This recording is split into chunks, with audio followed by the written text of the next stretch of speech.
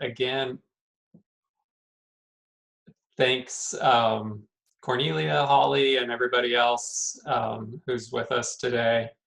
I know it was a long night for a lot of people, and there's a lot going on today following the news, so thank you. So I'm going to be talking about CIEE's Teach Abroad and TEFL certification programs, but also just kind of more generally, I'm going to start off with giving you an overview of teaching English abroad, kind of what the options are, what the experience entails, and then I'll get into the specifics of CIEE's TEFL and Teach Abroad programs. And then I also want to just talk about the impact of COVID-19 on teaching abroad, because I know that is, it's a big deal and it's on the front of everybody's minds. And there'll be time for questions. So first of all, I'm just curious to hear from some of you. Have you or a close friend, family member taught English abroad before? So I guess, if you're in college right now, maybe you haven't, but do you know anybody who has? Do you have any friends or family members who've taught English in another country? I can go. I don't know anyone that's taught English abroad, but I've studied abroad twice and I loved it. So I feel like it's a good opportunity to do it again after I graduate, because I'll be graduating this December. Cool. And where did you study abroad, Holly? I studied in Wuppertal, Germany. Through I go to U of M Flint, so I did like an internship there, and then I just got back I was actually studying abroad in Bucharest, Romania, and then with Corona, I got sent back in the winter. So I was just there this year. Okay, cool. So Germany and Bucharest. Cool. Anybody else? You know anyone who's taught abroad? No. Okay. Yeah, I have a friend who's teaching in Spain right now, I think through CIEE actually. Oh, nice. Oh, cool. In Madrid then? Yeah. Oh, nice. Great. Thanks. So here's a question for you. How do you think teaching abroad might be different from studying abroad? So whether you've studied abroad or you've not studied abroad, kind of any thoughts on how it might be different?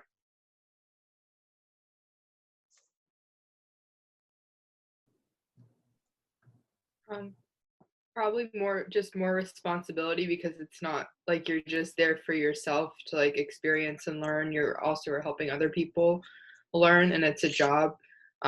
So I guess just kind of that it's, more of a like part of your career rather than your education. Although obviously you would like learn about the culture and the language where you are. Right. Yeah, that's, I think, a pretty key difference or an important point. When you're teaching English abroad, you are, at the end of the day, doing a job, you're working. And so you have a lot of responsibility to coworkers, to your supervisors. And I think, from my perspective, at least, it can be a little bit more of a intense, kind of deeper immersion experience.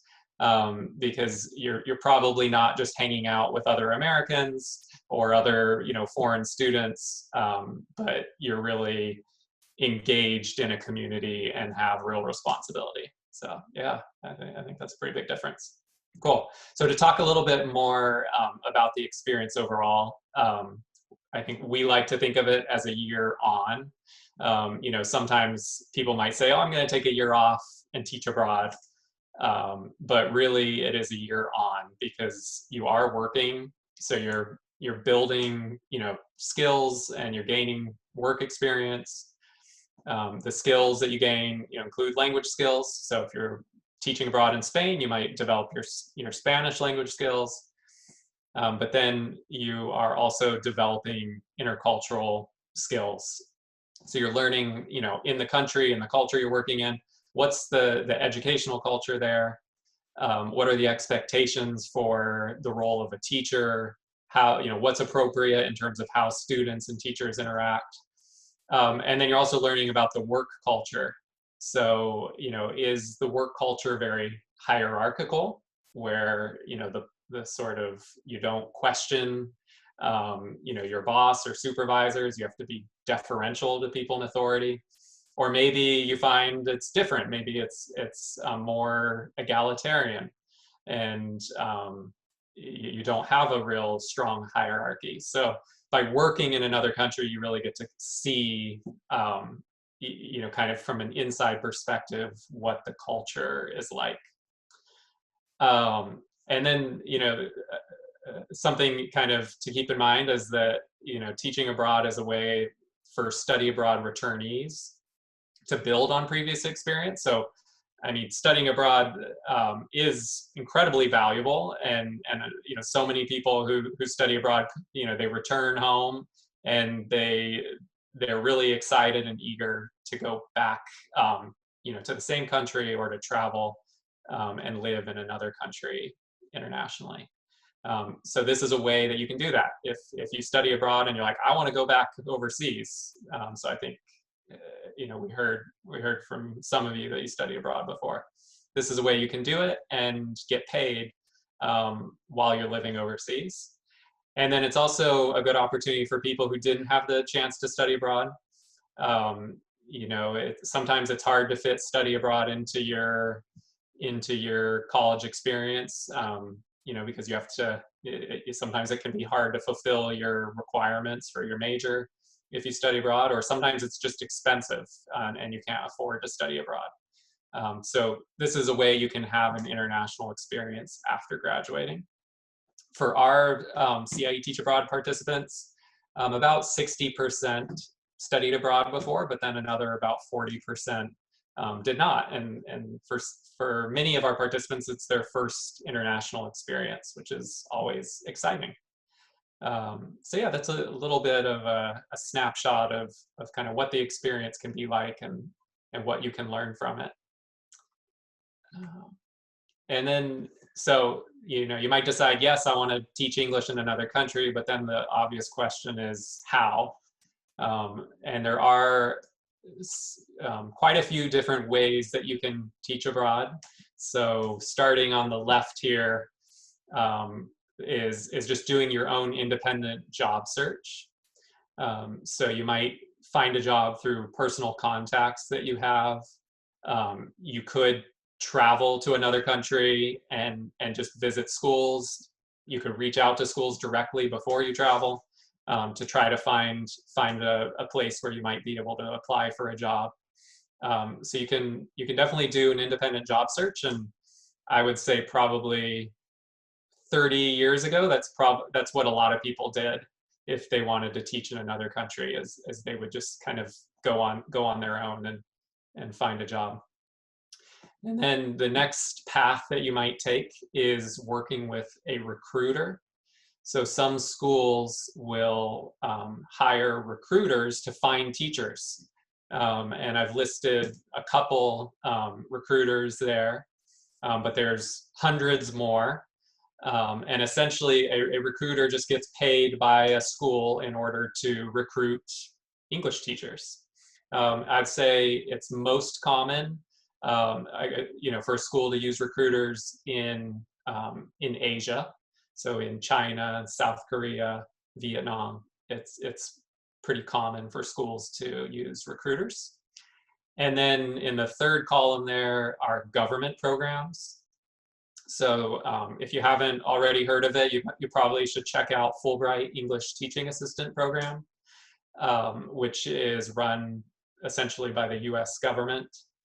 And it's a great program. They have options all around the world. And you know, they do offer kind of sponsorship, funding, so you also get paid while you're teaching abroad. Then there's some foreign governments that have programs to bring in English teachers. There's a Language and Culture Assistant Program in Spain. The English program in Korea, or also known as EPIC. The Japan English and Teaching Program, JET. And then the Teaching Assistant Program in France, or TAPIF. So these are government programs where you can apply to be an English teacher, and they, these ones I listed all have good reputations, and they don't charge any fees in order to participate in the program. And then in the last column are program providers. So this includes CIEE, our Teach Abroad programs, but there's other organizations with, I've listed a few examples here. And I guess what sets program providers apart is that they provide additional services. So, program providers will match you with a teaching position, but then also give you extra support with the visa process or orientation when you arrive in country. The services might vary from program to program, but generally that's the idea, is that, these organizations are matching you with a teaching position, but then giving you extra support and help. And then, the kind of another difference is that, these program providers do charge program fees in order to cover their services. So the first three paths to teaching abroad that are listed here, you're probably not going to pay any kind of fee or upfront fee to the program, but then you're also likely going to have less support. So independent job search, obviously, you're just doing it on your own. There's kind of no organization supporting you. A recruiter, like I said, they work for the school and get paid by the school. And so really what they do is they match you with a teaching job and they're done. They don't usually provide any additional support to the teachers. Some of these government programs do provide support, like Fulbright does. Some of the others less so. So like the Language and Culture Assistant program in Spain, there's a lot of language assistants on their program, and staff time is limited. So there's not a lot of support that you get on a program like that. So anyways, that's a big picture overview of some of your options to teaching abroad. So there's lots of options, and I encourage you to do your research. And at the end, I'm happy to answer some questions you might have. So then, why teach abroad with CIEE? Like I mentioned, as a program provider, we provide additional services. So we help our participants with the visa process before they leave. We have online pre-departure courses before you travel to help prepare you. And then when you arrive on site in the various countries where we have programs, we have an orientation when you arrive, and then we have staff in every location that are available throughout your time in that country to support you. So, what does that mean? What kind of support? For example, if you were to have a medical emergency, our staff can make sure you're getting the care you need, can help connect you with, specialists if you need to find a specialist to help you. If you have to return home for some reason, they can kind of help you get the logistics for that set up. If you're having a sort of some kind of maybe like a challenging situation at your school, or there's something that you don't understand, they can kind of help you figure it out or help mediate. And then on our programs, we provide international insurance. It's called iNext International Insurance, which covers you in any country outside the United States. So you might be teaching in Spain, but travel to Morocco if this has happened, but if you fall off a camel and break your arm, this insurance covers you. It covers you anywhere outside the United States. And then there's, through it, there's also 24/7 emergency assistance. So if you have to go to a hospital in Morocco, there are people that can help make sure that the insurance company has all the information they need, and they can provide payment to the hospital. And then we also provide our own TEFL certification courses. TEFL stands for Teaching English as a Foreign Language. It's usually required to teach English abroad, not always, but that's another service we provide.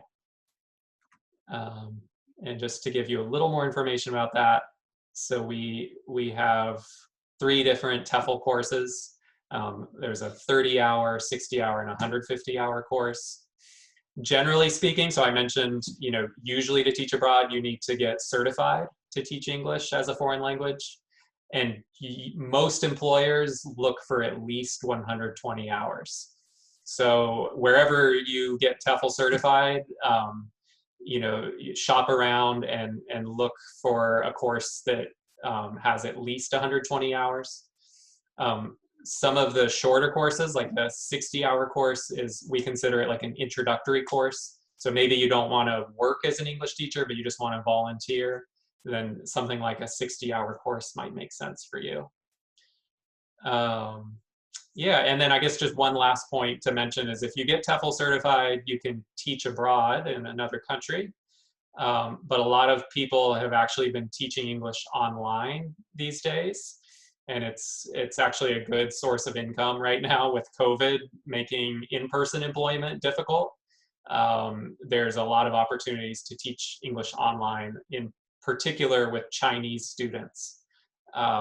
You know, there's not a lot of people traveling to China right now to teach English, and there's a lot of Chinese families and students who still want to learn English. So there's opportunities out there to teach English online to them. So in terms of our programs right now and where we offer programs, they include Chile, China, South Korea, Spain, and Thailand. We used to offer programs in other locations, but because of COVID, we've consolidated and are just offering these programs where it's still, you know, feasible to travel and where, yeah, basically where it's still possible in this sort of post-COVID world or COVID-19 impacted world. So that's where we have programs. And generally the eligibility requirements are that you have native fluency in English, you're a citizen of the US or another country where English is the first language. Generally speaking, you need to have a bachelor's degree to teach abroad. It doesn't matter what your major is. You don't need to be an education major. Generally, you just need a bachelor's degree in any field. And like I said, TEFL certification is required for some locations, not for all. And there's no foreign language proficiency or teaching experience required. So you don't need to know Spanish to teach in Spain, or you don't need to know Chinese to teach in China. Really, you know, the schools would be hiring you because they want to give their students an immersion experience in English. And so they usually don't want you using the local language in the classroom. They really want their students to have an immersion experience in English. And no teaching experience required. So it's pretty accessible if you have your bachelor's degree and you're a fluent English speaker. It's definitely something you can do. All right, so I just wanted to give you a few snapshots of 3 of our programs, and kind of what they look like in detail. The first is teaching in Thailand. So the position in Thailand, you'd be a lead English teacher. You're responsible for grading and lesson planning. TEFL certification is not required in Thailand, but it is preferred. Schools like to see it, but it's not required. We place teachers in public and private schools throughout Thailand at every level, primary, secondary, even some university positions. You can commit to either 1 or 2 semesters, and you're going to be teaching essentially full time. So in the classroom, 20 to 25 hours a week, but then additional time for preparing and staff meetings. So it turns into about a 40-hour-a-week job. And you're going to earn between $850 and $1,000 a month, plus free housing. from the school. And so you can, that goes far in Thailand. I mean, you're not paying rent, and then you can earn up to $1,000 a month. That really goes far in Thailand. So there's the opportunity to save money as well. CIEE has a program fee that's $1,600 for one semester. So it starts at $1,600. Yeah. And I would say opportunity to travel in Thailand and Southeast Asia, that is one of the highlights in normal times. Right now, because of COVID, it's more difficult to travel throughout Southeast Asia. So right now, people going to Thailand are just going to stay in Thailand while they teach there. Teaching in South Korea, you're also a lead teacher. You're not just an assistant. We place teachers in both public and private schools. Primary, which is like elementary, and then secondary, middle school, and high school. In Korea, you need to commit for a full 12 months, and you can start either in the spring or fall. It's essentially full-time as well. In South Korea, you earn more than Thailand, so you can earn up to $2,400 a month, plus you also receive free housing. So there's definitely opportunities to like pay off student loans, to save money, or just to, you know, have lots of extra spending money. And our program fee that starts at $1,350. Yeah, I think that sums up South Korea. And then for Spain, so I think it was Jean mentioned that she has a friend teaching in Spain with CIEE. It's a pretty unique program. You're not a lead teacher in Spain. You'd be a language and culture assistant. And what that means is that you support a local lead teacher with conversational English activities. So a lead teacher is doing the lesson planning and grading, and you are helping to facilitate, you know, giving the students practice in English, conversational English. In Spain, a lot of the schools are bilingual, and so that means that you could be assigned not just to an English classroom, but to a history, science, art class. And then, you know, whatever the teacher is teaching, you know, it might be kind of a history of World War II or something. You then will come up with some fun, engaging activities in English around that topic. Or it could be a PE or art class. So we place language assistants in public schools in the region of Madrid. At both elementary and middle school, high school, so primary, secondary. And it's a commitment of a full academic year starting in October, or one semester starting in January. And it's essentially a part-time position where you're serving for 16 hours a week in the classroom, and only 4 days a week. So you always have 3-day weekends. You always have either a Monday or Friday off, and which is a nice perk. And you'll receive 1,000 euros each month.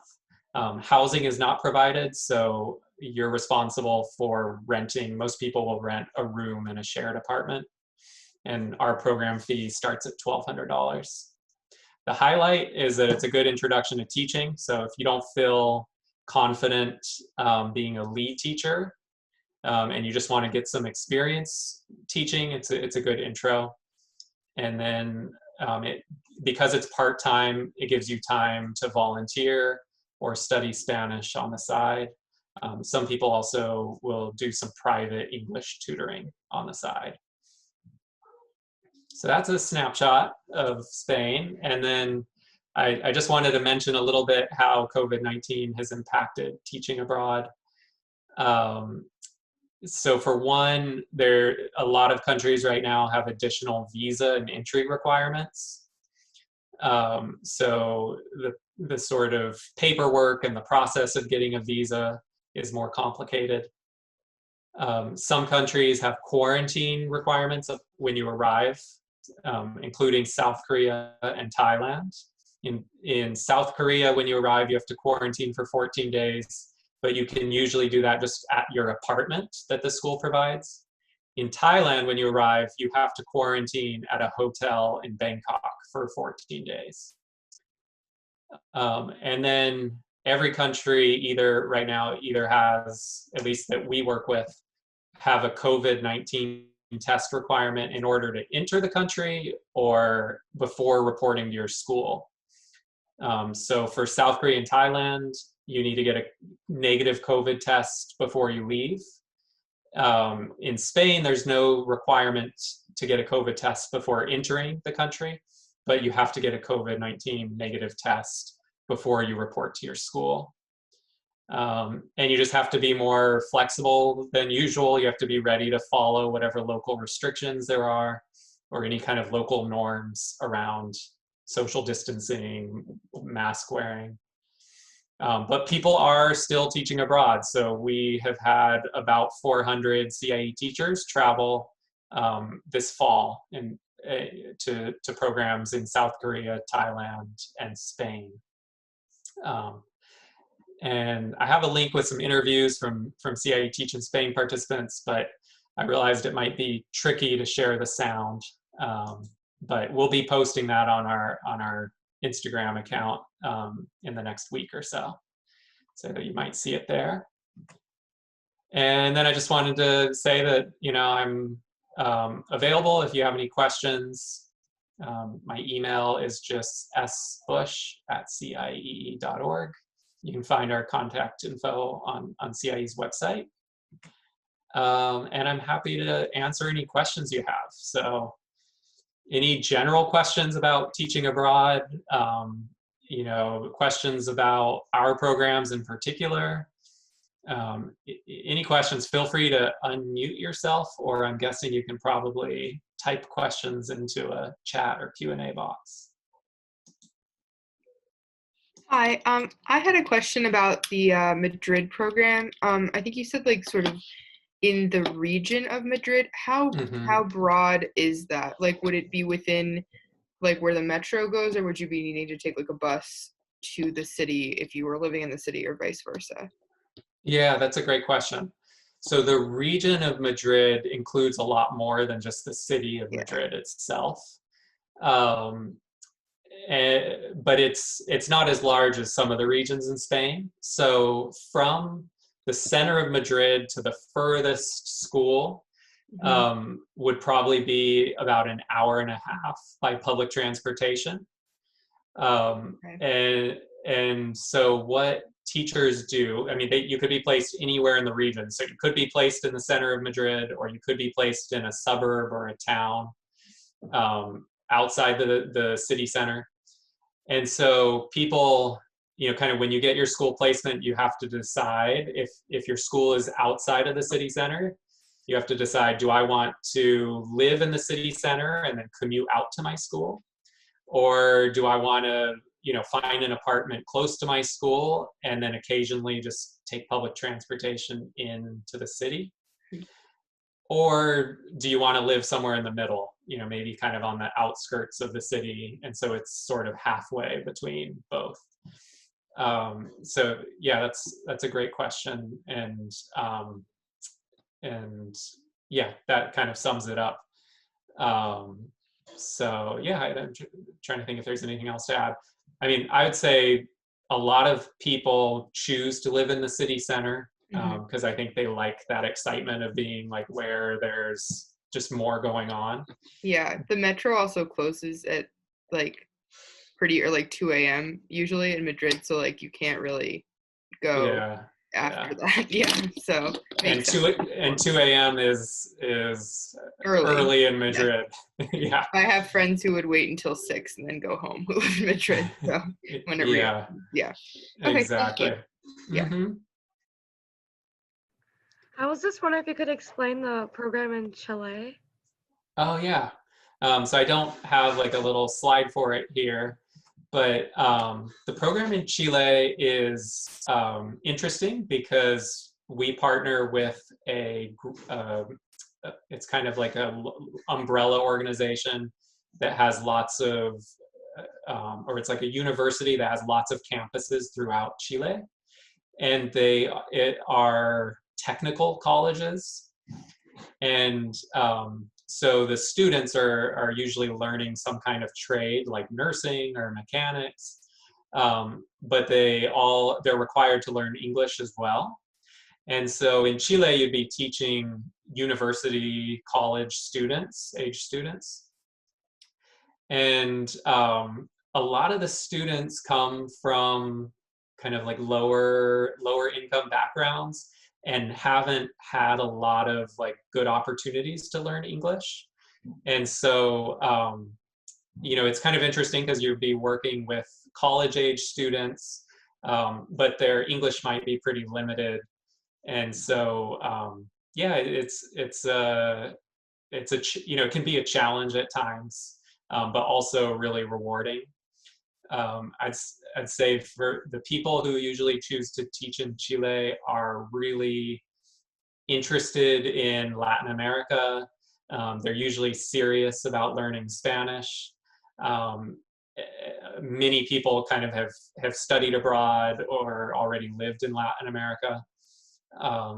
And so it's a little bit different from Spain, where you also have people who go to teach in Spain who are serious about learning Spanish, but there's also people who go teach in Spain who are maybe like less serious about learning Spanish, and they're more just kind of interested in the travel opportunities and sort of general cultural exposure. But teaching in Chile, I'd say, you know, kind of fits people usually who are more serious about Latin America or learning Spanish. Any other questions? I'm happy to answer about Chile, or yeah, any other questions? Yeah, thank you. I was just also wondering about like the application like deadlines for what this would be for next fall starting. Like, when do we need to start applying? Great question. So you usually need to start applying about 6 months before you would want to travel. So for Chile, we actually only offer a departure in February, because that's the start of the school year in Chile. So the applications are due in August. So August 2021, applications are due for teaching in Chile, leaving in February of 2022, which is crazy. I can't even believe we're thinking about 2022 already. But yeah, that would be the next available departure for Chile. Teaching in Spain, so most people will travel in September of 2021 in the fall. And so the application deadline is March 1st. Okay, But, thank you. yeah, of course. There's a question in the chat about the TEFL certification. Can you tell us a little more about the TEFL certification, if required? Do you need to get it before you start teaching or during? Cool. Yeah, great question. So like I mentioned, some countries require TEFL certification and some don't. So to teach in Spain or in Thailand, you don't need TEFL certification. But to teach in Chile, China, and South Korea, it's required. And when it's required, you do have to complete it before you start your teaching position. And it's for our course, all of those programs require the full 150-hour TEFL course, which usually takes 3 months to complete. And it's about 15 hours per week. So you complete the course over about 11 weeks, and there's most of it is online. So it's 130 hours of online coursework. And then there's a 20-hour practicum where you do a little practice teaching and observing an experienced teacher. Usually in the past, people have done this in their local community. So you might, find a school or a community center where they have English classes, and you could, you basically ask them if you can go and observe and do a little practice teaching. These days, because of COVID, we're also offering opportunities to do your practicum online, to do observing and practice teaching online. So yeah, that's a little bit about TEFL. Our TEFL course, the 150-hour TEFL course, it normally costs $1,100, but if it's required by our CIEE Teach Abroad program, then it's included. The TEFL course is included in the cost of our Teach Abroad program, so it's not an additional cost. But for programs like Spain and Thailand, where it's not required, then if you choose to add it, it's an additional cost. Yeah, great. Thanks for the question. There's another question in the chat, just clarifying something that you may have talked about earlier about the Teach in Spain program. In terms of the timeframes available, it's only the full academic year and then January through June. There's no first semester option only, right? Right. Yep, good question. So the option is to either go for the full academic year from October to June, or just for one semester. And the reason for that really is that the regular program is just the academic year option, but that you were able to send some language assistants in January to fill vacancies. So obviously the schools and the government, they want to have language assistants for the full academic year. But sometimes they have vacancies that need to be filled in January. And so that's why we're able to send some participants in January for just one semester.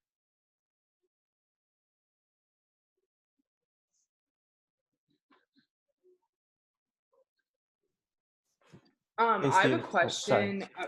Oh, sorry. Yeah. About, so like, for example, in comparison to a program like Fulbright, it has really good networking opportunities following up, like after you do your experience teaching. Does CIEE have any like examples like that of like once you've done your like years or whatever with CIEE, like what do people usually go on and how do they use it in their future? Yeah, thanks. That's a great question. So in general, I'd say like regardless of how you teach abroad, whether it's through CIEE or Fulbright or you find a job on your own, in general, I think it's just it's beneficial to any career, whatever you're interested in doing, because one, you get on your resume some international work experience. You can, use that to talk about how you've developed, intercultural skills. You've learned how to work with people from different cultural backgrounds. You maybe developed some language skills. So our CIEE's alumni, CIEE Teach Abroad alumni, they go on to, to work in a lot of different careers. So some become teachers, including some people who weren't expecting to. Sometimes someone who thinks, oh, I'm going to do this for a year and then, pursue whatever my kind of regular career path is. But then they end up falling in love with teaching and pursuing teaching. But then a lot of other people, they'll teach abroad for a year or 2 years and then go into marketing or become a lawyer or whatever, all kinds of things. And sort of regardless of what they pursue, we do hear from our alumni that the intercultural skills they develop, the international work experience, help them in the careers that they pursue. Fulbright, like you mentioned, it is a prestigious program, and there is a very kind of strong network of Fulbright alumni. So, if you're interested in the locations where they have programs, I definitely encourage you to check out Fulbright. It's a very strong program. It can be competitive, And for that reason, it is, you know, prestigious to get a Fulbright award to teach English. We, as an organization, we maintain an alumni network and try to help CIEE alumni from all of our different programs network and connect with each other as well. But yeah, I think regardless of how you teach abroad, it really, you know, can be an asset, you know, for any career you might pursue. Thank you. Yeah, thanks. Any other questions? Yes, there's another one in the chat, actually. It said, according to the website, you can teach non-English subjects. Can you tell us more about that? Yeah, great question. So I think you might be looking at our program in Thailand. That is a location where you can teach other subjects besides English. Some of our teachers in Thailand teach math or science or computer. Generally speaking, you're only likely to do that if you have a background in one of those subjects. So if you have a strong background, maybe you majored in, you know, the sciences or in mathematics, there'll definitely be interest from schools in having you teach those subjects in English. But most positions where we place teachers are teaching English as a foreign language. But yeah, there are some opportunities in Thailand. There's also some opportunities in China to teach other subjects. Again, if you have like a strong background, especially in the sciences, in math, computer science, there's opportunities for sure. And you know, teaching, if you do end up teaching math or science or computer, you will still be teaching English as a foreign language, because you'll be teaching students who are not, you know, necessarily, you know, fluent English speakers. So in order to teach math, you're also going to have to be thinking about, you know, how to do it effectively, how to teach students effectively in a foreign language. Great question, thank you.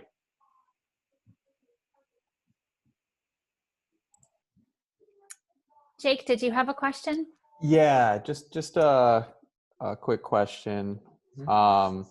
So it's related to the value CIEE adds as a program provider in comparison to maybe like a government-run program. So for the programs where housing is not covered and students need to find their own, will CIEE provide assistance in finding like houses or let students know about the right neighborhoods to live in? And then the related question is, does CIEE also provide assistance in identifying like good language classes for teachers to take if they're interested in that? Yeah, thanks, Jake. Good questions. Yes, so one of the services that we do provide is housing assistance in countries where housing is not already provided by your employer. So for our programs right now, that's Spain and Chile. What we do, so like I mentioned that we have an online pre-departure course for each program. So in that course, we give you kind of an overview of the different neighborhoods that teachers often choose to live in. You know, what are they like? You know, how much can you expect to pay in rent in each neighborhood? And then an overview of the process of finding housing in that country. So, you know, what are the resources that you can use to find housing? What kind of contract should you expect to sign for housing? What are some of, you know, the red flags you should watch out for? And then at the in-country orientation, we kind of address all of those topics in detail, and we also invite alumni to come to orientation to share their experience with finding housing. And then while people are actually searching for housing, if they have questions, like they need someone to look at the contract, or if they're struggling to find a suitable apartment, they can reach out to CIE staff for extra support. But at the end of the day, teachers are responsible for doing some of that legwork, to actually go out and look at apartments. So that was housing. And then the other question you asked about was language classes. On our program in Spain, we actually have a program option to do intensive language classes and to live with a Spanish host family before they start their teaching positions. So those are what we call our Teach in Spain immersion programs. But aside from that, we also provide recommendations if someone, is just looking for a kind of a reliable place where they can study Spanish or study Chinese, or whatever the local language is. So yeah, those are some of the services that we provide as part of our package, and that are included with our program fee. So, generally speaking, our services just include being available to help with any questions teachers might have. So it could be practical things like finding housing, finding a place to take language classes. But it could also be medical. So like finding, where can I find an English speaking therapist? Or, what are the hospitals that are reliable, and finding a place to get a COVID test, all those things. And I'd say kind of these days with COVID, it's, I feel like we have been kind of stepping in even more than usual to help, because the visa process is more complicated than usual. And then there can be more questions and issues that come up after arriving. Awesome, thank you. Yeah, thanks. Stephen, there are 2 more questions that are in the chat. Yeah. The first one is, how flexible are the dates for the very end of your program? For example, if somebody was starting a master's program in the States in early June, but the normal Spanish school year ends in mid-June, would it be possible to coordinate leaving a few weeks before the end of the term? And then the second question is, if there is a personal emergency and you need to come back to the United States on really short notice, are you penalized other than loss of contract with the school and CIEE? Okay, great questions. So the first question, for the first question about, whether how kind of flexible are the end dates? I would say they're not very flexible, because at the end of the day, you're taking on a job, and your school will expect you to stay until the end of the semester. That being said, if it's a question about, maybe leaving a week early, something like that, then that's something where a teacher can talk with their school principal or supervisor directly to see if there's any flexibility. But that's not something that we as an organization can, sort of decide in advance. Because that has to be, at the end of the day, CIEE is not the teacher's employer. And so we can't, kind of make decisions like that on behalf of the employer or the partner. And so kind of going into a program, you need to be ready to commit to the full length of the program.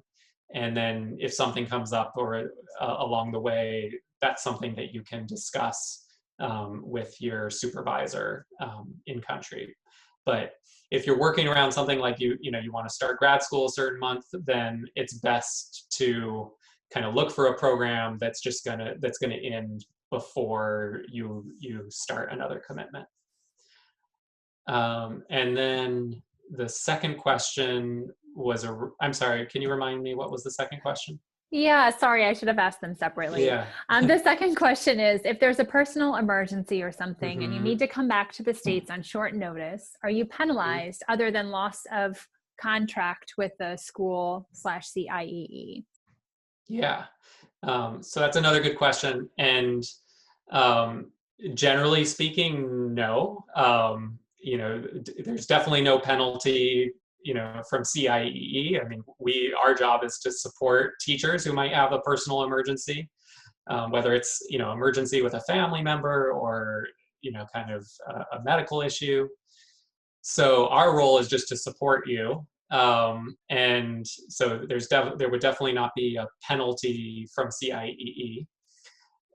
Generally speaking, from our partners, there would not be a penalty either. But there in some schools, there might be conditions in the contract that say you have to pay, a small amount to cover, maybe the cost of like processing your work permit or some of the costs that your school might have had in order to, bring you to the country or to get you a work permit. But generally speaking, schools are understanding if somebody has a personal emergency. And I think, I've never heard of someone necessarily having to kind of pay some kind of penalty. I mean, in some situations, there might be a small amount deducted from their final paycheck if there's certain conditions in the contract. So yeah, I mean, it's similar to the first question where, it's just important for me to, emphasize that CIE is not your employer, and that, at the end of the day, you will be signing some kind of agreement with the employer and would need to discuss issues like that with your employer. But generally speaking, my experience is that anytime somebody has a personal emergency, schools are very understanding and supportive as well. You guys are asking like some of the best questions I've ever gotten in a session like this. I'm really impressed. Thank you. I had another question. Yeah. With like the program fees, does that include like the air travel there and back, or that's like all on our own expense? It does not include, that's a great question, does not include air travel or your visa fee. So you pay your visa fee, and then you also have to budget for the cost of travel. And we also, depending on the program, we also recommend that you bring some money for your kind of initial costs, because usually you won't get any kind of paycheck until after your first month of teaching. And so it's important to budget for just kind of the initial living costs that you might have, which are going to be more in a place like Spain, where you have to, rent an apartment, pay a deposit. You might have to pay like a deposit and first month's rent. So it's going to be, your startup costs are going to be higher in Spain or Chile. They're going to be lower in China, South Korea, Thailand, because housing's provided for you. So you show up, you've got an apartment, and they're always furnished apartments, so you're not paying money to set up an apartment. So Thank you. yeah. And then if you open an application for one of our programs, in the application we have a reading that will give you kind of a summary of what costs that you should expect to be able to cover. Is there an application fee, or is it free to apply? There's a $50 application fee. Okay. Yeah. But you don't have to pay any fee to open an application. So if you're just curious to kind of read some of the material and to learn about what's required, to submit an application, you can open an application. There's just a fee when you submit your application. Great. Anything else?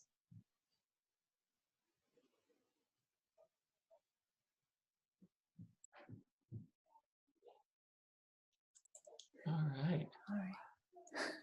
Well, thank you guys. I really appreciate your time. And again, those are amazing questions. I can tell that you've thought through this a lot and done some research.